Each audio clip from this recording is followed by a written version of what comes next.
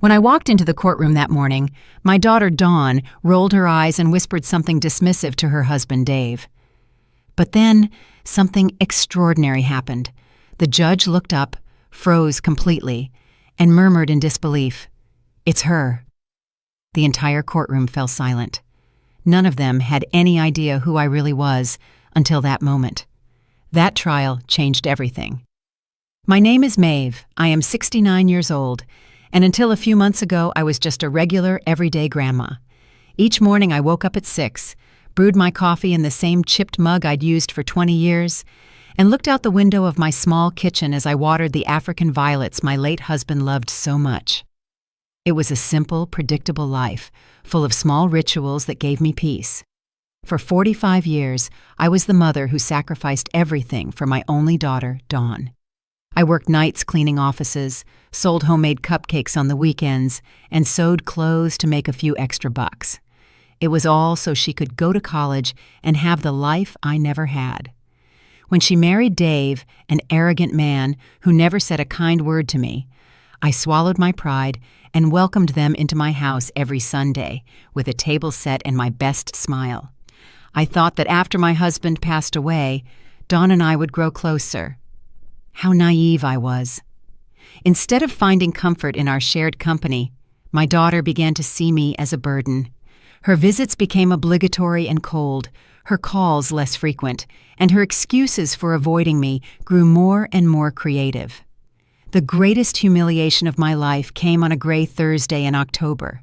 I had prepared the chicken and dumplings she loved, the kind that took me hours to make, but always made her smile when she was a little girl. I put out my best tablecloth, the one with the embroidery I had done when she was a teenager, and even bought fresh flowers for the centerpiece.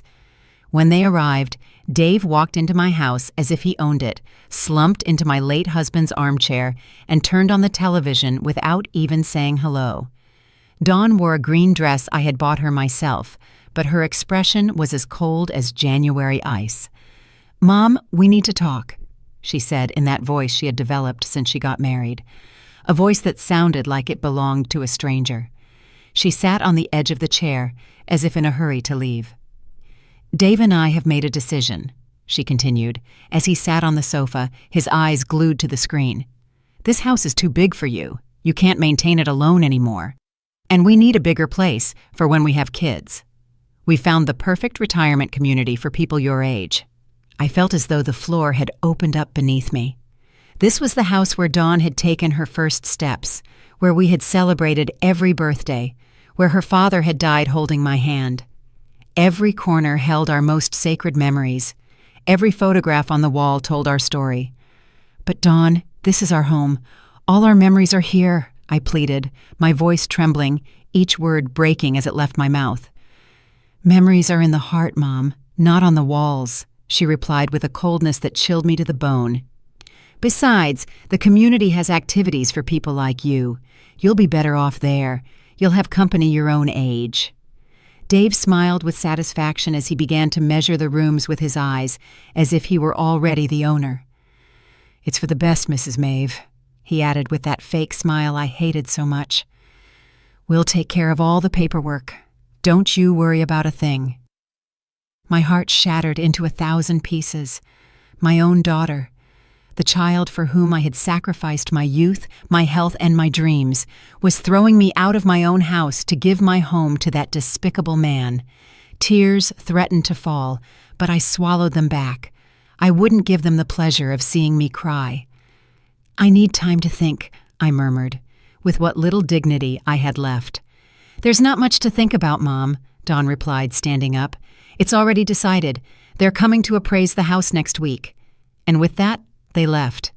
They left my chicken and dumplings untouched, my flowers wilting and my heart in pieces on the table where we had once been a happy family. That night I couldn't sleep. I sat in the kitchen, staring at the photographs on the wall. Dawn as a baby, Dawn on her first day of school, Dawn on her graduation day. In every picture, I was there, holding her, hugging her, smiling with pride. How had it come to this? How had the girl who once told me I was her hero now treat me like trash? The following days were a nightmare. Dave brought a real estate appraiser without warning, a man in a gray suit who walked through my house as if it were an object for sale. He took notes, measured rooms, and talked about potential and necessary renovations, as if I weren't even there. Dawn accompanied him, nodding at every disparaging comment about my home. "The pipes are old," the appraiser said, "and these kitchen tiles are dated. You'd have to change everything." My husband had put in those tiles with his own hands when Dawn was 10 years old. Each one represented hours of work, love, and hope for our future. But to them, they were just obstacles to their new life. The humiliation reached its lowest point when Dawn brought home brochures for the retirement community. "Look, Mom, it has beautiful gardens, and they have bingo on Tuesdays," she said, in that fake voice she used when she wanted to convince me of something. "Plus, there's a nurse on duty 24/7. You'll be safer." Safer. I had lived in this house for 30 years without a single problem. I knew all my neighbors, I had my routines, my plants, my memories. But to Dawn, none of that mattered. All that mattered was that I get out of her way. The day I least expected it, they arrived with papers. Dave walked in like he was the owner, followed by Dawn and a man who introduced himself as a lawyer. "Mrs. Maeve, we have all the documents prepared for the transfer of the property. We just need your signature." "Transfer?" I asked, confused. "I thought you were going to sell the house." Dawn avoided my gaze. "Well, Dave and I decided to keep it. It's better for the family to hold on to properties." That's when I understood everything. It wasn't just that they wanted me out. They wanted to take ownership of my house, the legacy my husband and I had built with so much effort. It was a robbery disguised as filial concern. "I'm not signing anything," I said with the firmest voice I could muster. Dave stood up abruptly. His face completely changed, revealing the aggression he had always kept hidden when my husband was alive. "Ma'am, you're no longer in a condition to make decisions. Dawn is your only heir, and she is acting in your best interest." "This is my house," I yelled, surprising myself with my own strength. "And I'm not leaving." "Mom, don't make this harder," Dawn murmured, finally showing some discomfort. "You know you can't keep living alone. Last week you forgot to turn off the gas stove." It was a lie. I had never forgotten to turn off the gas. But Dave smiled as if he had just found the perfect excuse. "Come on, Dawn. Your mother isn't well. It's dangerous to leave her alone." The lawyer cleared his throat. "Ma'am, if you don't sign voluntarily, we might have to explore other legal options. A mental incapacity proceeding, for instance." I felt the world closing in on me. My own daughter was willing to have me declared incompetent to steal my house.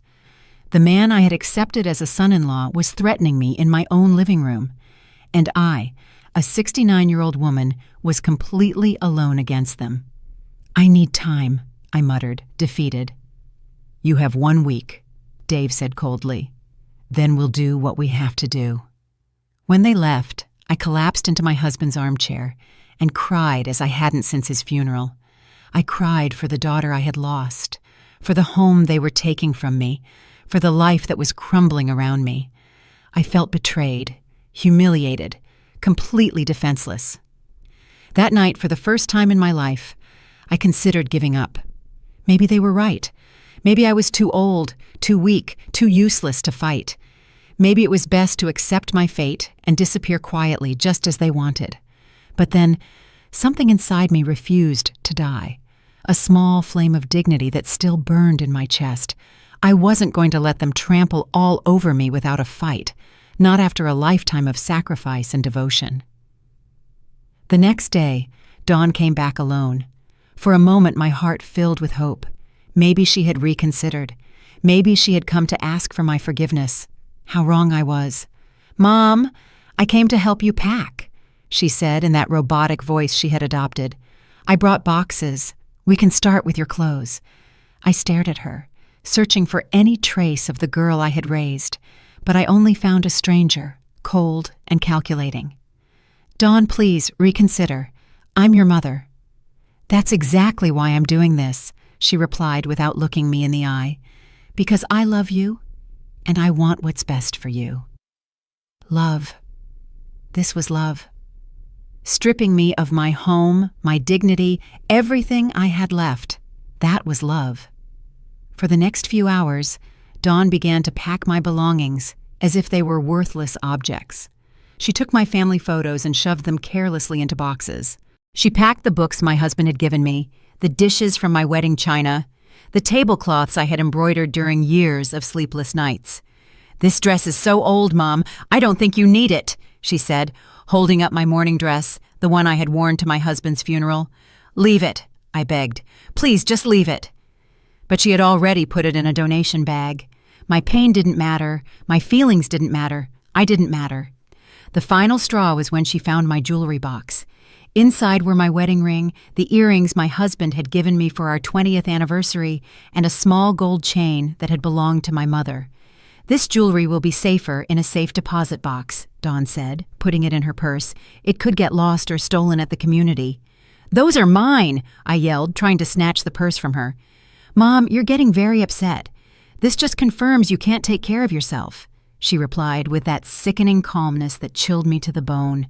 In that moment, I knew I had lost my daughter forever. The Dawn I knew had died, and in her place was this heartless woman, manipulated by Dave and blinded by greed. That night when Dawn left, taking my jewelry and my most precious memories with her, I was left alone in my half-empty house. The bare walls reminded me of how little I had left, how easy it had been for them to dismantle a lifetime. I couldn't eat. I couldn't sleep.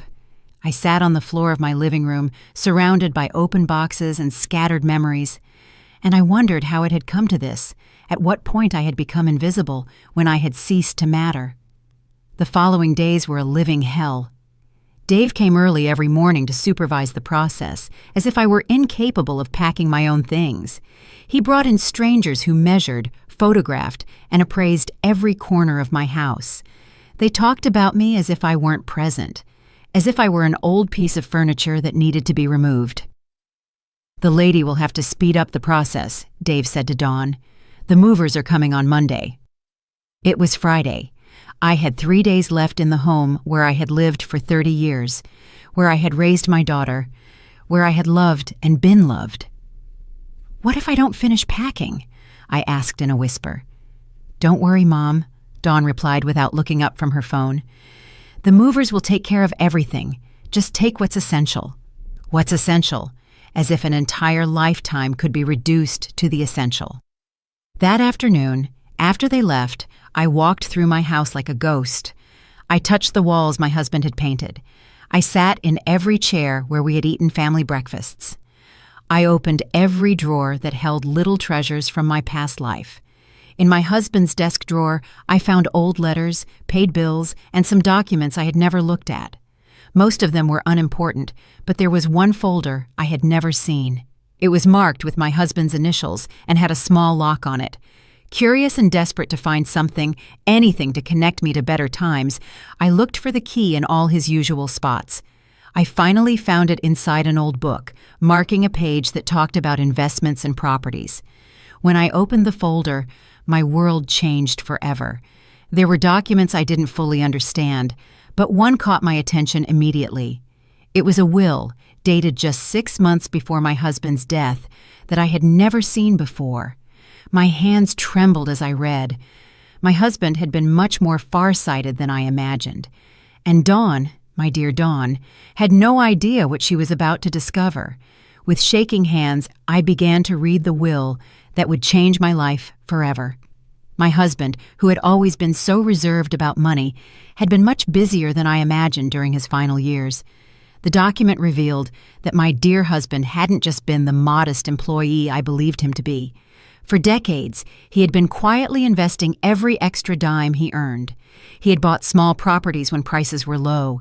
He had invested in company stocks that were now worth a fortune, and he had accumulated a wealth I never could have imagined in my wildest dreams. But that wasn't all. The will clearly specified that I was the sole heir to everything.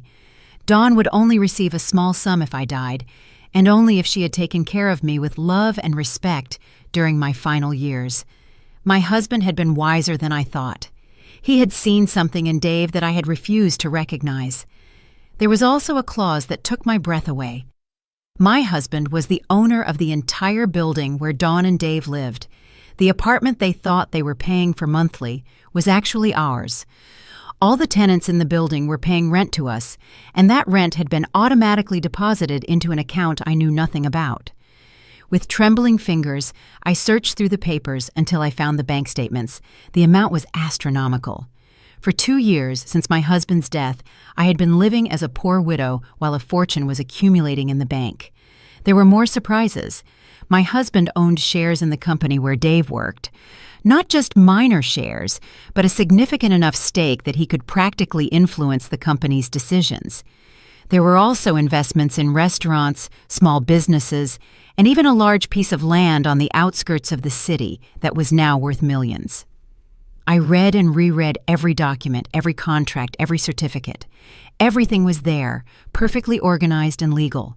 My husband had built a silent empire, and I was its empress without even knowing it. But what impacted me most was a personal letter I found at the end of the folder. It was in my husband's own handwriting, addressed to me.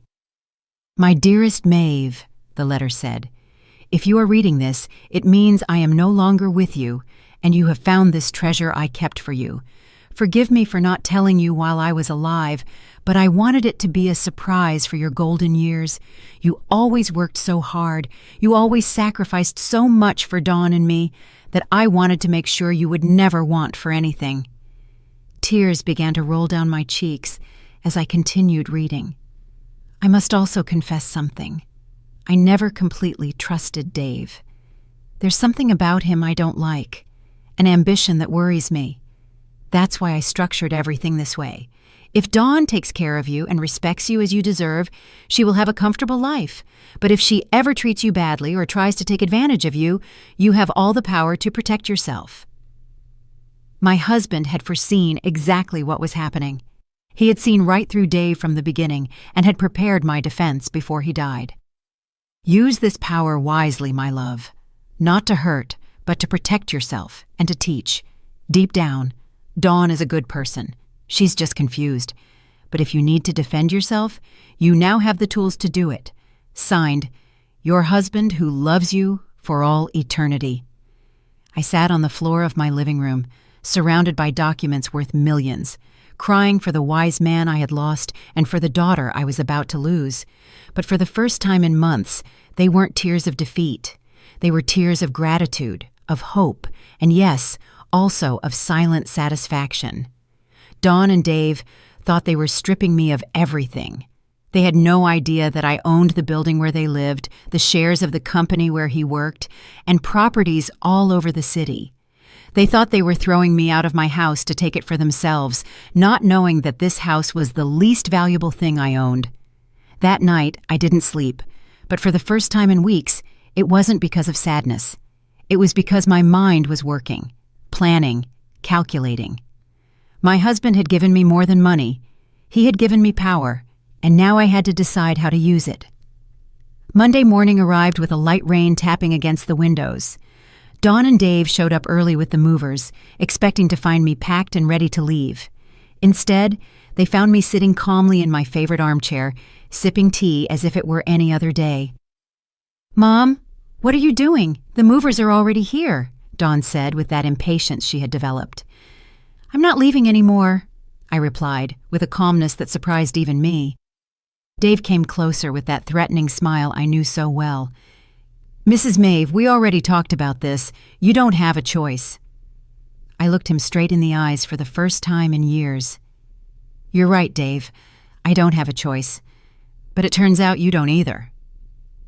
Something in my tone must have alerted them, because Dawn came closer with a worried expression. "What are you talking about, Mom?"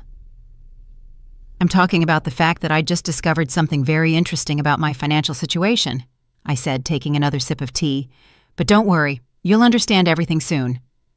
Dave and Dawn looked at me with that expression they reserved for when they thought I was talking nonsense. But I was no longer the same scared woman from the week before. I had a plan, and most importantly, I had the power to execute it. "Mom, enough with the games," Dawn said with irritation. "The movers are waiting, and they have other jobs after ours." Then they can leave, I replied calmly, because they're not moving a single thing here. Dave stood up abruptly. Ma'am, I don't think you understand the situation. You no longer have a choice in this matter. On the contrary, Dave, I think it's you who doesn't understand the situation. I slowly got up from my chair and walked to the desk where I had left some of the documents I had found. Not all of them, just a few that I needed for this conversation. Did you know that your apartment, the one you've been living in for 3 years, has never been paid to the real owner? Dawn frowned. What are you talking about? We pay it religiously every month. Yes, but you pay it to a property management company that in turn deposits the money to me, because I own the entire building. The silence that followed was deafening. Dave was the first to react with a nervous laugh.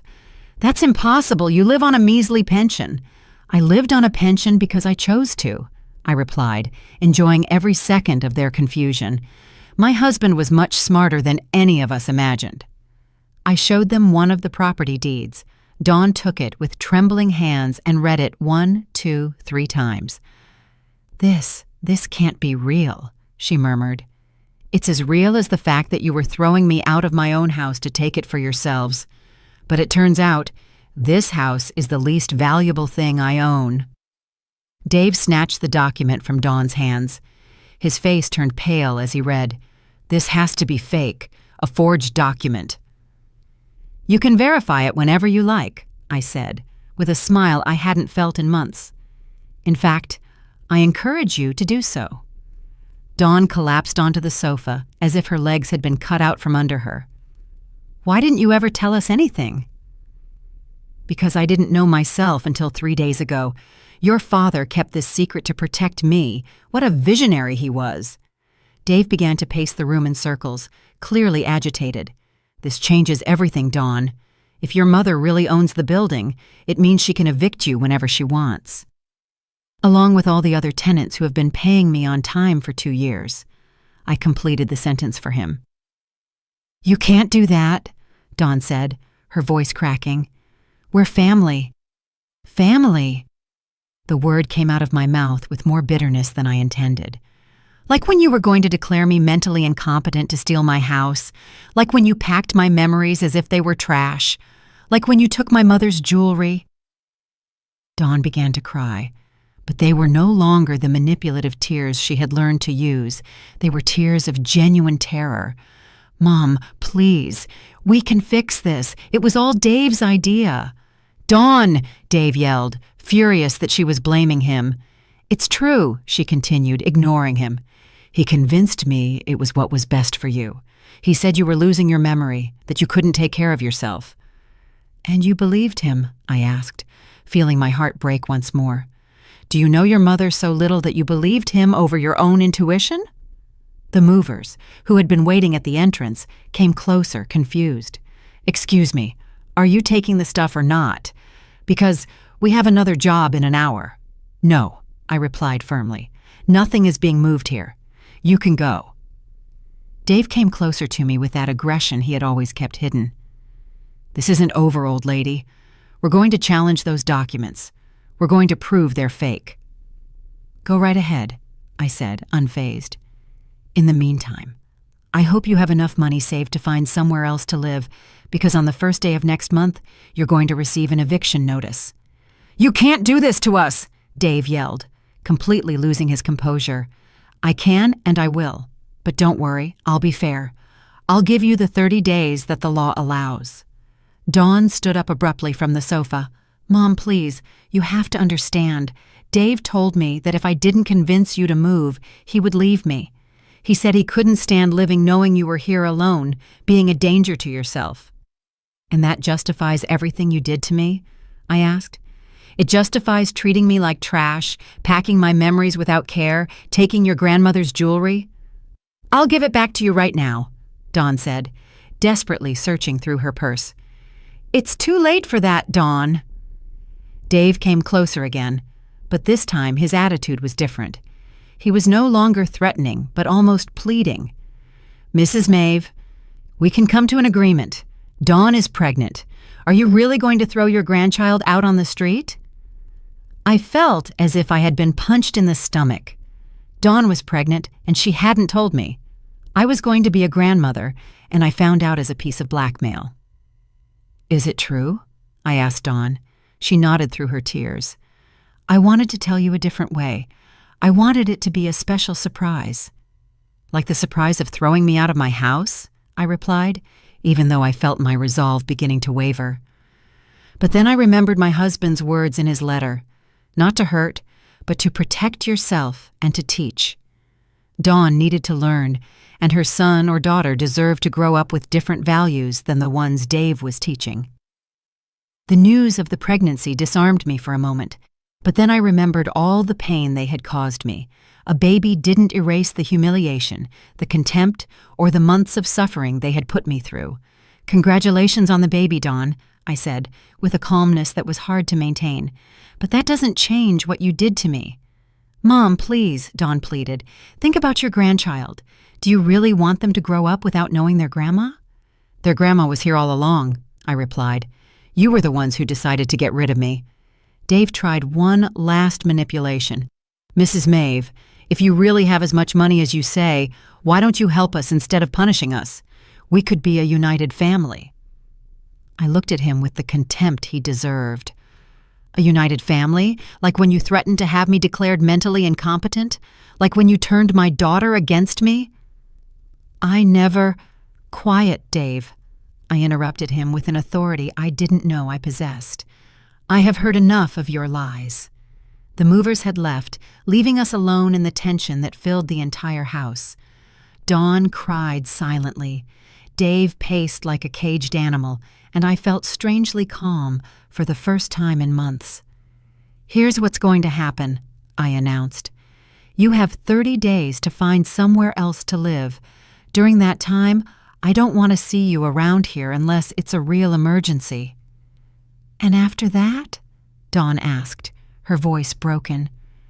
After that, we'll see if you've learned anything about respect and family.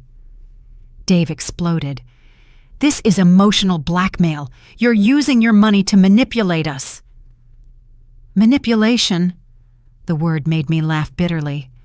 Like when you used my supposed mental incompetence to manipulate me? Like when you used my mother's love to blackmail me? It's different, Dave murmured, but he didn't even sound convincing to himself anymore. You're right, I admitted. It is different, because I actually have the power I'm using. Dawn got up from the sofa with slow movements. Is there anything we can do to make you change your mind? Yes, I replied without hesitation. But I don't think Dave is willing to do it. What is it? She asked, clinging to that hope. I want an apology, a real, sincere apology, for every humiliation you put me through. I want you to admit that you treated me like trash, and I want Dave to admit that this was all his idea. Dave's face turned red with anger. I'm never going to humiliate myself in front of you. Then get ready to move, I said simply. Dawn looked at him pleadingly. Dave, please, she's my mother. She's your mother-in-law. We can swallow our pride for our child. No, he yelled. I'm not going to bow down to this manipulative old woman. The insult hung in the air like a slap. Dawn's mouth fell open, finally seeing her husband without the lenses of blind love. Manipulative old woman, I repeated softly. Interesting. That's what you really think of me, Dave. No, Dawn murmured, but he had already lost control. Yes, that's what I think. A bitter old lady who can't stand to see her daughter happy. That's why she made up this whole story about the money. Made up? I walked to the desk and took out more documents. Did I also make up these bank statements?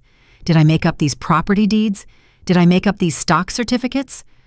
I put each document on the dining room table, one by one, until the surface was covered with irrefutable proof of my fortune. Dawn came closer and began to examine the papers with trembling hands. Oh my God, Mom, this is real. It's all real. Very real, I confirmed, and now you understand why your husband is so desperate to discredit me. Dave tried one last gambit. Dawn, you can't believe your mother hid all this for years. She's a liar. No, Dawn suddenly yelled, surprising us all. Stop it, Dave. Just stop. She turned to me with tears streaming down her cheeks. "Mom, forgive me. Forgive me for everything. You're right. I treated you like trash. I took your memories, your jewelry, your dignity, and the worst part is that I did it because he convinced me you were a burden." "Dawn, don't listen to her," Dave tried, but she ignored him completely. "He filled my head with lies about your mental health, about the dangers of you living alone. He made me feel guilty for leaving you here when all you wanted was to be in your home." "Dawn, be quiet," Dave ordered her. But it was already too late. "Don't you ever tell me to be quiet again," she yelled at him.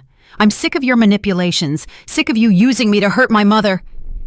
The silence that followed was absolute. For the first time in years, Dawn had defended something she believed was right instead of blindly following her husband's orders.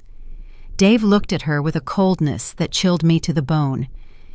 "If you choose your mother over me, Dawn, this relationship is over." Dawn stood motionless for a moment, processing the ultimatum. Then, to my surprise, she straightened up and looked him directly in the eyes. "Then it's over," she said in a voice I had never heard from her before. Dave was paralyzed, as if he couldn't believe what he had just heard. For years, he had controlled her every decision, every thought, every move, and now, for the first time, she had told him, "No." "You're not serious," he murmured with a nervous smile. "You're pregnant, Dawn. You can't raise a child alone." "I won't be alone," Dawn replied, looking at me for the first time in months with something that resembled love. "I have my mother." But I wasn't ready to forgive so easily. The months of humiliation, the nights of crying, the feeling of having lost my only daughter, all that didn't just disappear with a few words. "Dawn," I said softly, "I appreciate that you finally opened your eyes, but this doesn't fix everything that happened." Her face fell. "Mom, please. I know I don't deserve your forgiveness, but I'm willing to do whatever it takes." Dave, seeing that he was losing control of the situation, adopted a different attitude. He suddenly knelt in front of me with a look of repentance I knew was fake. "Mrs. Maeve, you're right. It was all my fault. I convinced Dawn that you couldn't take care of yourself. I pressured her into making difficult decisions.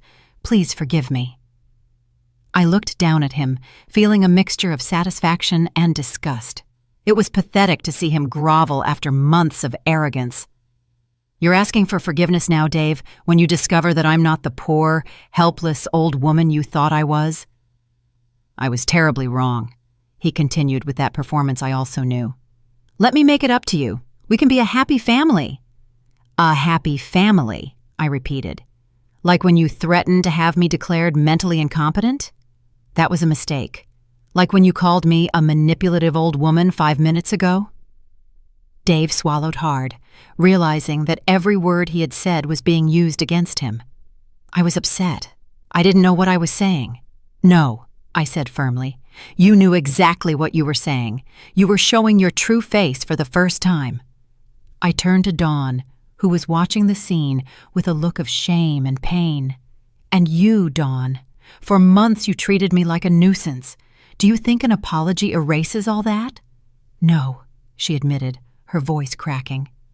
"I know I can't erase what I did, but I can try to make things right." "How?" Dawn looked at Dave, who was still kneeling on the floor with a pleading expression. Then she looked at me. "By leaving him," she said finally. "By leaving this man who convinced me to betray the only person who has ever loved me unconditionally." Dave stood up abruptly. "You can't be serious. You're having my child." "I am having my child," Dawn replied with a determination that filled me with pride despite everything. "A child I don't want to grow up watching his father manipulate and mistreat his grandmother." "Dawn, you're making the biggest mistake of your life," Dave threatened. "The biggest mistake of my life was marrying you," she retorted. Dave looked at both of us with pure hatred. "This isn't over. I'm going to fight for custody of my child. I'm going to prove that both of you are crazy." "What money are you going to fight with?" I asked calmly. "Because tomorrow morning, I'm going to talk to your boss." Did you know I own enough shares in your company to influence personnel decisions? Dave's face turned completely pale. You wouldn't dare. After all you've done to me. Of course I would. That's an abuse of power, he muttered. Like when you abused my mother's love to manipulate me. Like when you abused Dawn's trust to turn her against me. Dave headed for the door, but stopped before leaving. This doesn't end here, he said, his voice full of venom. I'm going to destroy both of you. Go ahead and try, I replied, unfazed. But do it from somewhere else, because you have exactly 1 hour to get your things out of my building. 1 hour? You said we had 30 days. That was when Dawn was with you. Now that she's on her own, there's no reason for you to keep living on my property. Dave slammed the door behind him, making the whole house tremble. Dawn and I were left alone for the first time in months, surrounded by a heavy silence and documents that proved a reality that was still hard to process. Mom, Dawn murmured after a long while, can you ever forgive me? I looked at her, this 30-year-old woman who had just discovered she had been living a lie, who had betrayed her mother for a man who was worthless, who was pregnant and alone. I don't know, Dawn, I replied honestly. You hurt me a lot. I know, she whispered, and I'm going to spend the rest of my life trying to make it up to you. Starting with what? Starting with giving you back your mother's jewelry, she said, pulling out the small bag she had taken days before, and by asking if I can stay here tonight. I have nowhere else to go. I looked at the bag with my mother's jewelry. Then I looked at my pregnant and alone daughter, and I felt my heart soften just a little. One night, I said finally.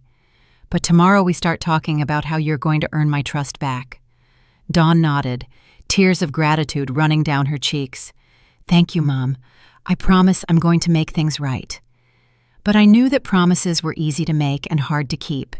The real test would come in the days that followed. The next few days were strange and tense. Dawn stayed in her old room, which I had kept exactly the same since she got married. During the day, we walked through the house like two polite strangers, only talking about necessary things, breakfast, the weather, her morning sickness. But I was watching every gesture, every word, every attempt Dawn made to win back my trust. And what I saw gave me hope. For the first time in years, my daughter was doing things for herself, without expecting someone else to solve them for her. She washed her dishes immediately after eating, kept her room spotless, and even started helping with chores around the house without me asking. On the third day, as I was watering my violets by the window, Dawn approached with a cup of tea in her hands. Mom, can we talk?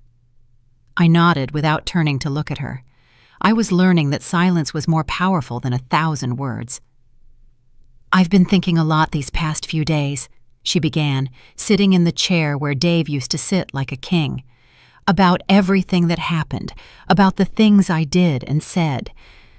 I kept watering my plants, waiting. I've realized that it wasn't just Dave who changed me. I allowed him to change me. I chose to believe him instead of trusting my own heart. I finally turned to look at her. She had deep circles under her eyes and looked thinner despite the pregnancy.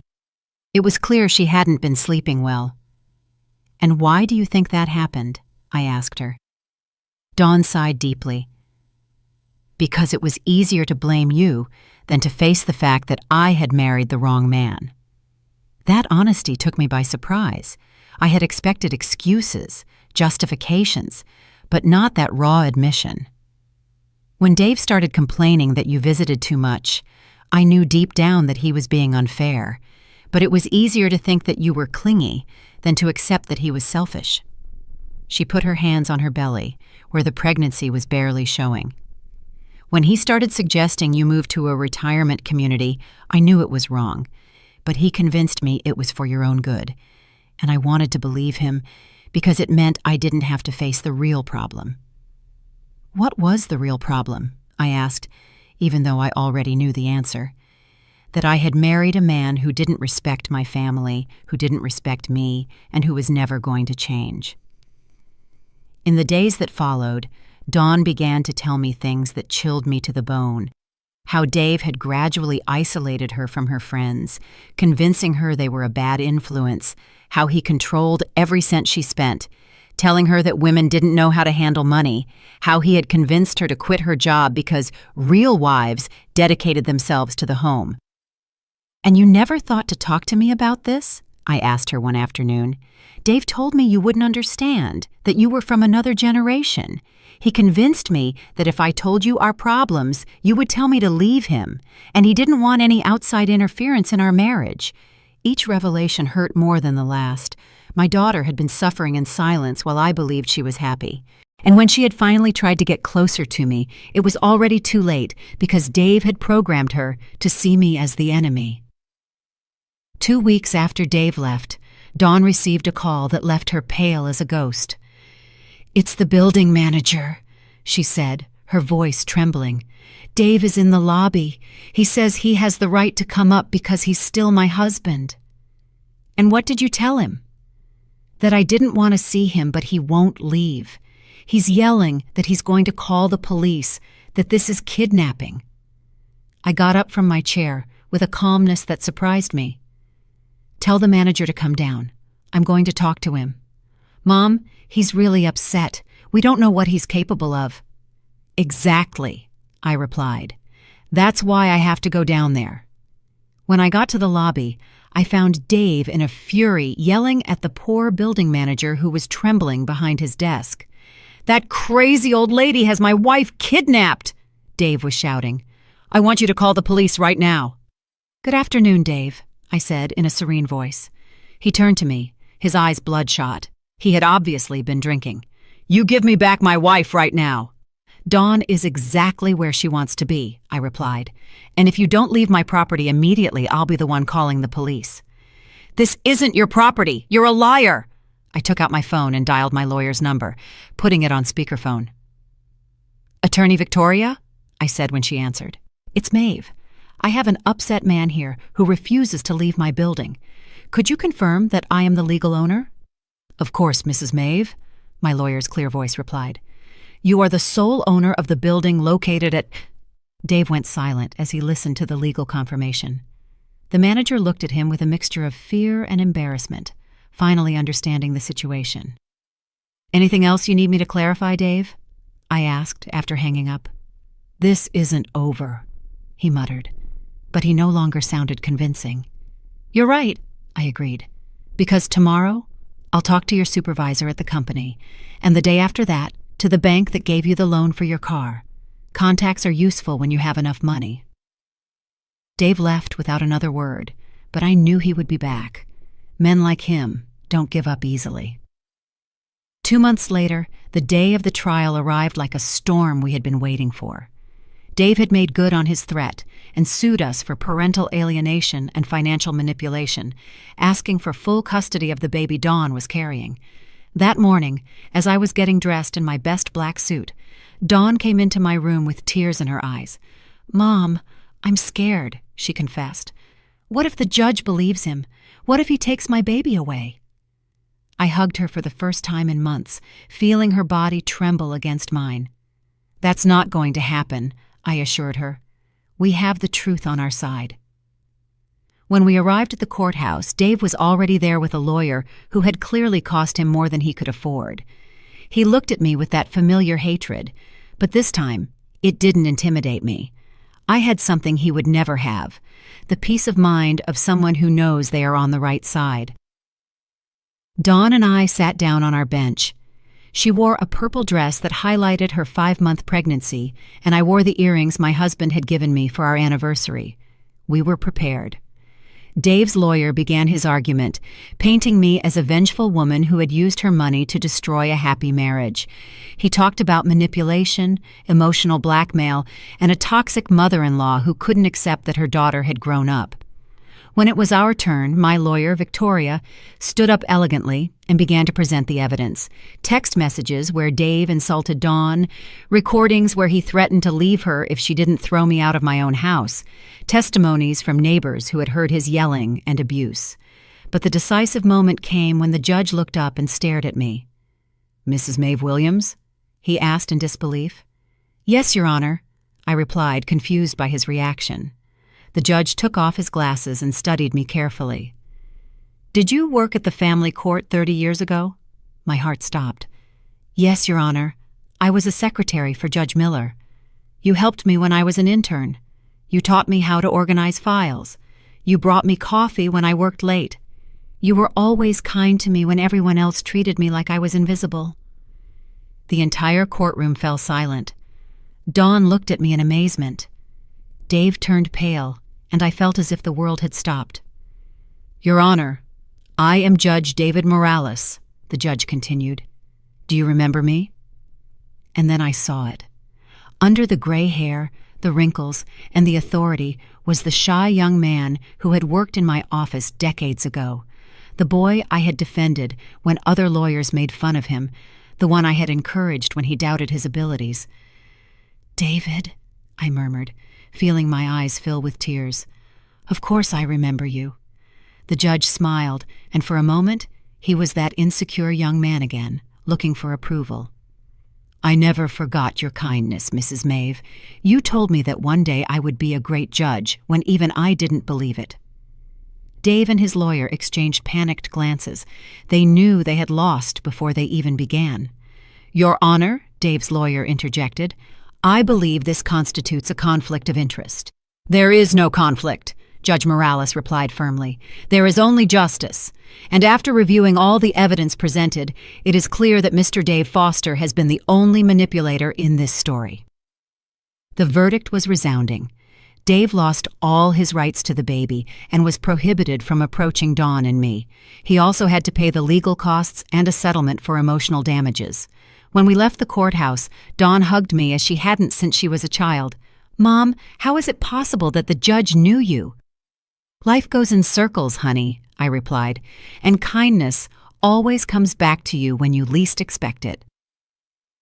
6 months later, when my granddaughter Serenity was born, I understood that everything had been worth it. Dawn had regained her essence. She had become the loving mother I always knew she could be. One afternoon, as we rocked the baby in the garden of our house, Dawn asked me a question I had been waiting for. "Mom, have you really forgiven me?" I looked at her. This woman who had grown so much in such a short time, who had learned to value what was truly important. "I forgive you, Dawn," I said finally. "But more importantly, you've learned to forgive yourself." That night, as I prepared tea in my old chipped mug, I thought about my husband and his letter. I had used the power he left me exactly as he had expected, not to hurt, but to protect and to teach. Dawn had learned that true love isn't based on control, but on respect. And I had learned that it's never too late to stand up for your dignity. Looking out the window at the garden where my granddaughter was playing, I smiled. Some battles are worth fighting, and some victories taste better when they take a long time to arrive. In the end, I hadn't needed to yell to be heard. I had only needed to remember who I really was and defend it with the peace of mind of someone who knows they are on the right side of history.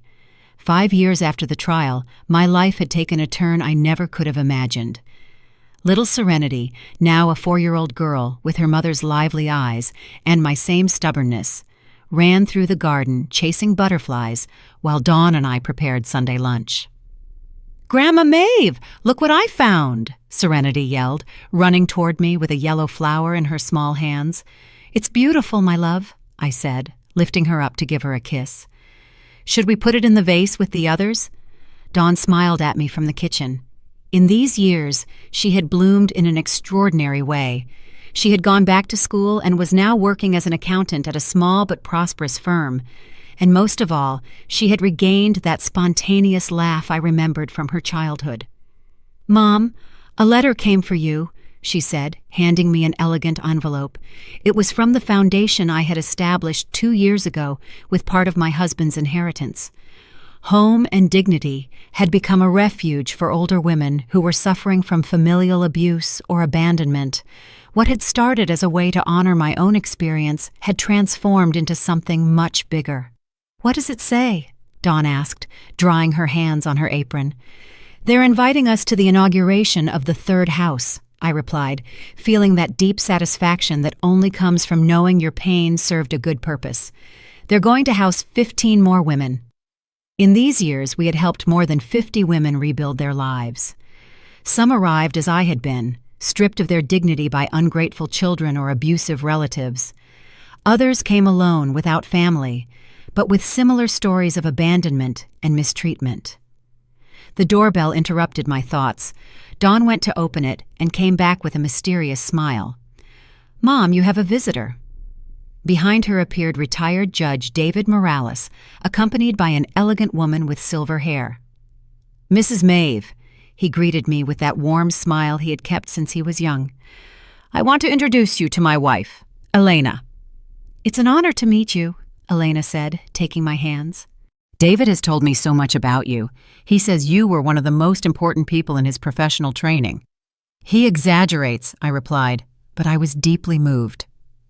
"Not at all," David insisted, "and that's why we wanted to invite you personally. The Retired Judges Association is going to give you an award for your work with the foundation." "That's not necessary," I began to say. "Yes, it is," he interrupted me. "Your story inspired many of us to reflect on true justice, the kind that goes beyond written laws." After they left, Dawn and I sat on the porch while Serenity played with her dolls. The garden was more beautiful than ever. I had hired a gardener, but I still personally took care of the African violets my husband loved so much. "Do you know what I admire most about you, Mom?" Dawn asked me suddenly. "What?" "That you never got bitter after everything I put you through. After all the pain, you never let it harden your heart." "Of course I got bitter," I admitted. "There were nights when resentment was eating me up inside. But your father taught me something very valuable in his letter." "What did he teach you?" "That true power doesn't come from revenge, but from the ability to transform pain into something useful for others." Dawn nodded, understanding. She had experienced that transformation herself. She now volunteered at the foundation, using her own experience to advise young women who had fallen into toxic relationships. "Did you ever find out what happened to Dave?" she asked. "My lawyer, Victoria, told me he moved to another city. It seems he got married again." I paused, choosing my words carefully. "I hope he learned something from all this, but honestly, it's no longer my concern." "You're not even curious?" "No," I replied honestly. "I learned that some people only come into your life to teach you lessons. Once you've learned the lesson, you can let them go." Serenity came running with her cheeks rosy from playing. "Grandma, will you tell me the story of the brave grandma?" It was her favorite story, a version adapted for children of what had happened. In my version, the grandma discovered she had magical powers and used them to protect her family from a big, bad dragon. "Again?" I pretended to complain, but I was already lifting her up to sit her on my lap. "Yes, and don't forget the part where the good judge helps her." As I told the story for the umpteenth time, I thought about how strange destiny was. I had needed to lose everything to discover what I truly had. I had to hit rock bottom to find my real strength. "And happily ever after?" Serenity asked when I finished. "Happily ever after," I concluded. "The brave grandma found her happy ending." "You found your happy ending, Grandma," Serenity said. I looked around. Dawn was setting the table for dinner. The garden was blooming. My beautiful granddaughter was in my arms, and the letter from the foundation promised to help even more women. "Yes, my love," I replied. I did. That night, after putting Serenity to bed, I sat in my favorite armchair with a cup of tea and the letters that arrived weekly from the women we had helped. An elderly woman, 75 years old, thanked me for giving her the courage to face her abusive son.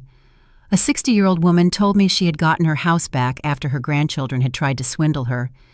Every letter was a confirmation that my experience had served a purpose bigger than my own pain. Dawn sat next to me with her own cup of tea. "What are you thinking about, Mom?" "About your father," I admitted. "How proud he would be of what we've built." "I'm sure he's watching us," Dawn murmured. "And about you," I continued. "How proud I am of the woman you've become." "I learned from the best," she replied, taking my hand. We sat in silence, enjoying the tranquility of the night. In the distance, the soft noise of the city could be heard. But here, in our garden, peace reigned. "I love you, Mom," Dawn whispered. "And I love you, honey," I replied. "I've always loved you, even in the darkest moments." And it was true. A mother's love transcends hurts, disappointments, betrayals. It's stronger than pride, more enduring than resentment, more powerful than any fortune. That night, I slept soundly, without nightmares, without worries. I had found something worth more than all the money in the world, the peace of knowing that I had used my second chance wisely. In the end, it wasn't about how much money I had or how much power I had exercised. It was about transforming my pain into purpose, my humiliation into strength, and my experience into wisdom for others. I had learned the most important lesson of all, that it is never too late to stand up for yourself, never too late to change your story, and never too late to find your true worth.